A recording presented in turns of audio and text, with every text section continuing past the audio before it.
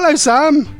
Hello, Ross. How you doing? Well, I tried to ring you, and I already have you saved in my contacts. I don't know why I was trying to ring you the old-fashioned Cilla Black way. I was trying to do this, you know, when Cilla Black used to be on Was it Blind Date or the Surprise, with a massive phone and the aerial, and she used to go, you know, when she's dialing a number, she'd go, I was trying to do that, and then I think I missed a digit out, and I think I got through to someone else. Never mind. Well, that's fun. I always thought you and Cilla Black were very similar. We are very similar, actually. Yeah, we are very similar. How are you this morning? I'm all right. I'm okay. Yeah, how are you? Yeah, I'm all right. Whereabouts are you? You're in Norwich now, aren't you? I'm about 4 miles away from Norwich city centre, yes. So what, they put you up in some fancy hotel, do they? No, not at all. No? Little fact about the theatre industry, Ross. We have to find our own accommodation in theatre. Really? Yeah. Oh, I thought you got all put up in like fancy hotels just round the corner. I know, lots of people do, but no such luck, unfortunately. Oh, my illusion has been shattered already. I was gonna try and make it into the theatre industry, and then I'll be staying on these fancy hotels. Because where I live, there's a massive place called Sprouston Manor. I thought you would have been staying somewhere like that. No, unfortunately not. No, we have to sort our own place. Although I'm in a very nice sort of holiday cottage, and I've got my own little hot tub, which was all I ever wanted when I was a kid. So you're living the dream. You're on the Only Fools and Horses musical, and you got a hot tub. Does life get any better than that? Well, exactly. What more do I want? Right now, Sam, tell us. You used to be on CMP Radio years ago. Oh my God, yeah. Which I was thinking just before I was chatting to you was, hold your breath, 20 years ago. Oh my God, that makes me feel old. Actually, I think it closed just over 20 years ago, because if I remember correctly, it kind of shut down in the December, and I think that was 2004. Yeah, round about then, and that shut down. I think there was a little bit of a gap, and then they relaunched as Reach on Air, which is still going. Where we are right now, we are live on Reach on Air. I know, how lovely is that, eh? It's awesome, mate. So how did you get from doing CMP Radio to being on the Only Fools and Horses musical? Well, let me tell you a little story, Ross. So I was a complete radio geek, a complete radio nerd. Welcome along. You're in a safe place. Yeah, so am I. I still am. I still love radio. I'm still into radio, and still sort of involved with small scale DAB stations and things. So that part of me is still alive and well. And I was a teenager in my bedroom with a little microphone and getting into internet radio and absolutely loving it. And sort of when it came to deciding careers, I only ever really wanted to do sort of one of three things. I either wanted to work in radio, which at the time I really, really wanted to do. I either wanted to work in television, like live television, or I wanted to work in theatre, which was another passion.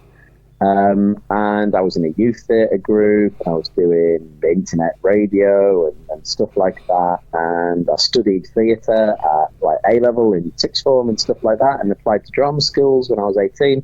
This is the quick version of the story. Got into drama schools, and then trained at drama school in Manchester, and then was lucky enough to sort of get work. And I've been an actor professionally since 2010.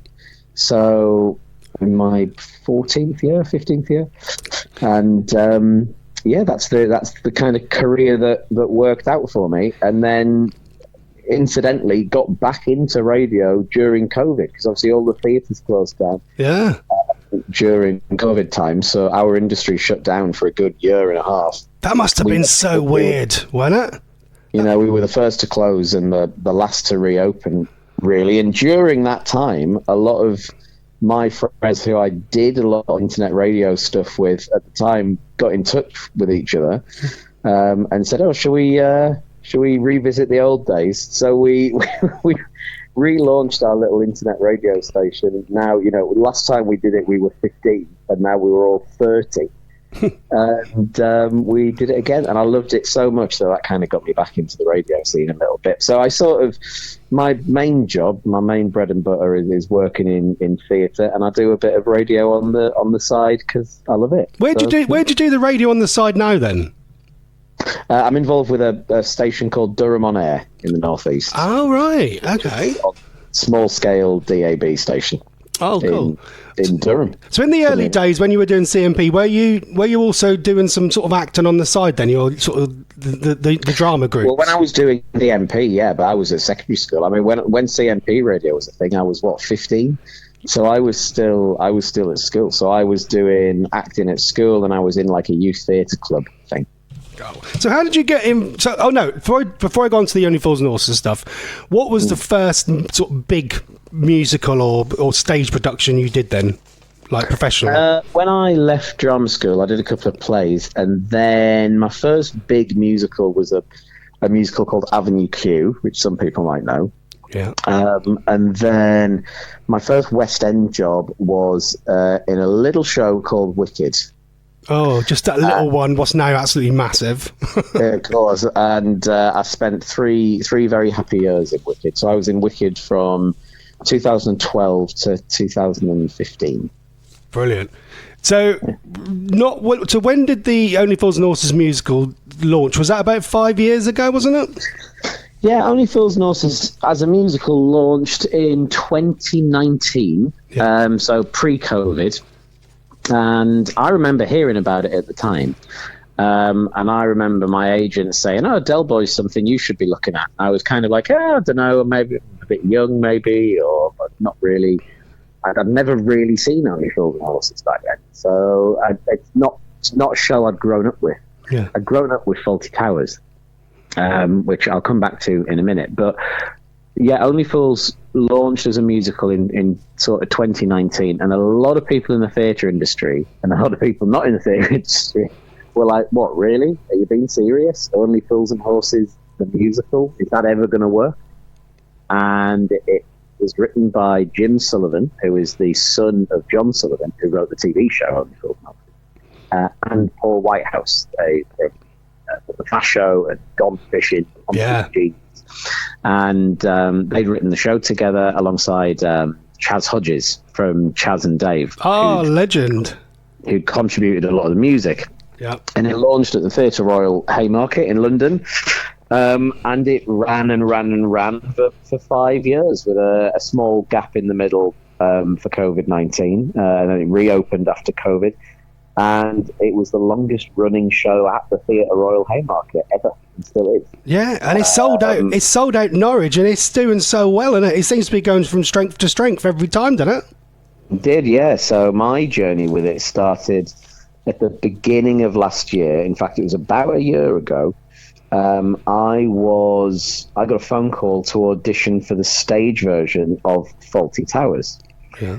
Which I was very excited about because I absolutely love Fawlty Towers. And it's the same production team and the same director. And as Only Fools and Horses. And I auditioned for a couple of roles in Fawlty Towers, one of which was a Cockney. And I put an audition down on camera. I did what's called a self-tape. So before you have an in-person audition, you do some scenes on a camera and you record yourself and you send it in. And I got an email back, and my agent got an email, and they said, has Sam ever considered playing Del Boy? And we kind of responded diplomatically and said, well, I've never not considered playing Del Boy. and then we had a meeting, and the rest of it's history, and met up with Paul Whitehouse and the director and read through the script. And had a couple more auditions, a couple more meetings, and I think I got the job back in March of last year, and got the terrifying and very nice phone call. Would you like to play Del Boy in Only Fools and Horses on tour around the UK? Which, of course, I said yes immediately, and then I spent quite a few months watching every single episode of Only Fools and Horses. Trying to get it all in your head. Exactly. Do you know? I was talking to my wife Donna last night all about like actors on stage. Right? Yeah. How do you remember all the lines, and how do you sleep at night knowing that you've got, sellout shows every day? Do you ever like struggle to sleep? And how do you remember all the lines? Is it literally rehearse, or do you just do so many shows that is now just in your head all the time? Well, the lines certainly are, and that's a question that does come up in a question answer thing, and it's a bit of an in joke that when actors do interviews or when actors do Q&As, the question that always comes up is, how do you remember all those lines? Actors sort of roll their eyes at that, because it's a bit of it's a bit like asking a plasterer, well, how do you plaster a wall? And the answer is, well, because I'm a trained professional. Just used to it. But then somebody said to me once, another actor said, well, actually, how do we remember all them lines? It's quite difficult. And I went, yeah, I guess it is. But the answer to that question is that you're not really remembering the lines, you're remembering the scene. So if you said to me, pluck a line out of thin air from a random scene in Only Fools and Horses in your head, I'd find that quite difficult. But if you gave me the line before it, I could tell you immediately what the line was after it. So what you're sort of remembering is cues. You're remembering answers. So I'm remembering a conversation. So if I'm thinking of a scene with Del and Rodney that I do every single day, what I remember is the flow of the conversation, not the individual words and the individual line. And so that is what is rehearsed. So, every scene is broken down in detail until everybody in the scene knows exactly what that scene is about, both in terms of the lines, but also in terms of the subtext of those lines. So the lines are just what the character's saying, but it's not really necessarily what's actually going on. Just like in life, people aren't honest all the time. People don't say exactly what's happening. So it's about understanding exactly what's going on with the two characters and playing around with that. So generally for a professional show, I got the script. When did I get the script? I got the script around June time in 2024, and the rehearsal started in August. So I had about 2 months with the script on my own. Well, we were doing a show. I was doing a show on air around about August, and I was kind of looking around, the headlines and different emails coming in. And then I saw something about your name. I don't know if you put it on Facebook or I read somewhere, and I was like, oh, Sam Lupton. I went, that name rings a bell. And I said to Chris Reardon, remember Chris Reardon? I think Sam used to be on CMP Radio, and when we looked you up, I was like, yeah, you used to be on CMP Radio, and we were like, he's going to be in the Only Fools and Horses musical. I couldn't believe it. And I announced it on this show like last year, and I was like, right, I've got to get tickets to that. I'm always amazed, like when I go to I've seen quite a few shows at the Theatre Royal in Norwich. It's a lovely venue. I'm always amazed. You've got the car, you've got the famous Robert Reliant.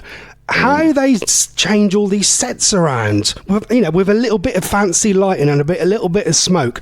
And when I went to watch the Back to the Future musical, this must be a new thing. You've got the best cars in the world. You've got the DeLorean in Back to the Future, and you have got the actual Robin Reliant on the stage. How do they get that on the stage? We have a very, very, very hard-working crew. So, I mean, the actual answer to that, if you want me to answer it, is that we have a very hard-working crew, and I think our show travels in about 4 trucks. So it's about 4 kind of Arctic lorries. Yeah. And on generally we'll do Monday to Saturday. So we'll finish the show on a Saturday night. The show will come down at 10:30. As soon as that audience are out the theatre, our crew are straight onto the set, taking it apart and putting it back into the lorry. They finish at about 3 a.m. Wow. 4 a.m. All the lights, all the costumes, all the props, all the set, everything. We tour things like we tour our own kind of makeup tables and things and costume stands. Everything gets put in the van. I say van, lorry. 4 of them. And then over the Sunday, those lorries will travel to the new venue, which isn't necessarily close. Like, it might be Norwich to Glasgow, like it's going across the country. They'll arrive usually on the Sunday afternoon, or they'll be ready to what we call a load in sort of mid-morning, and then our production crew will arrive on the Sunday mid-morning. They travel overnight, and then they start the setup, which will last all kind of day on the Sunday till late Sunday night, and then they're back in early Monday morning. They carry on through the Monday. The cast arrive at about 4 p.m. to do sound check, and then we're on at 7:30. This is a really silly question. Is the Robin Reliant on stage? Is it a real car or is it a pretend car? It's a ripped out Robin Reliant. So it's a Robin Reliant that's had all the sort of car bits taken out of it. But that gets pushed on. All that gets pushed on. Also, a little fun fact: it's actually a Robin Regal. Oh, right. Yeah, a little fun fact for Only Fools and Horses there, if you're ever in a quiz. It's actually a Robin Regal, not a Reliant. So there you go. Yeah, it sort of had all the heavy bits taken away from it. And you got to meet the famous man recently, didn't you? David Jason. He hasn't been to see the show, has he? But he came to see it when you were on, didn't he, the other week? He did. We did a 3-week run at Apollo in London, and famous from, very famous venue, rock and roll venue, but also comedy venue used for live at the Apollo on the BBC. So we did 3 weeks there, and Sir David Jason came to watch it on our gala night. We had sort of a big party on the 18th of December, and he was a special guest. And for the first time ever, he said he wanted to come and see it. Oh, so, wow. Yeah, I got to perform Del Boy in front of the man himself. Was he right at the front? He wasn't right at the front, no, but we didn't know where he was sat. He was sat about halfway back. Did anyone else notice he was there? Yes, they did. And he was sort of taken away to a sort of VIP bar in the interval. As you can imagine why. Yeah, he's going to get mobbed. The poor man would get mobbed. Yeah, definitely. But they walked him back in sort of at the end of the interval, and he got a standing ovation from the audience. Oh, wow. It was absolutely lovely, and that was nice. And we were sort of all on stage peeking through the curtain going, oh my God, they're all standing up. That must have been amazing to meet him after all that time. It was, and he was very kind and very charming. Yeah. And very complimentary, and he was quite moved by it, actually. He said he was quite emotional because it just reminded him of filming the show, and he said, you all work together as a company just like we did back in the old days, and he talked about, it's reminding me of my friends who are no longer with us. Actors like John Challis, who played Boycie, passed away a few years ago. He was actually a big supporter of the musical. He used to come to the musical all the time when it was in London. Yeah. Also Roger Lloyd Pack, who played Trigger, he's no longer with us. So David was saying how emotional it made him. So that was nice. Yeah, definitely. Do you think, Sam, being an actor, and now we've got the Only Fools and Horses musical, do you think there'll be a Gavin and Stacey musical one day? and would you apply for it? Would I apply for it? I don't know. Do you know what? Do you want to hear something which people are going to be shocked at me for this? Go on. I've only ever seen one episode of Gavin and Stacey. What? And I just missed it. I didn't watch it. Well, no, you're probably busy. And then, of course, everybody was so excited at Christmas because of the new Christmas special. Yeah. So literally, 3 days before Christmas, I was like, I wonder if I can watch all of Gavin and Stacey in 3 days. Anyway, it turns out I couldn't because I was a little bit busy doing Only Fools and Horses. But it is on my iPlayer list, and I've watched the first episode, and I really enjoyed it. So I'm lucky now. I feel lucky that I have all of Gavin and Stacey to come. Yeah, would that make a good musical, do you think?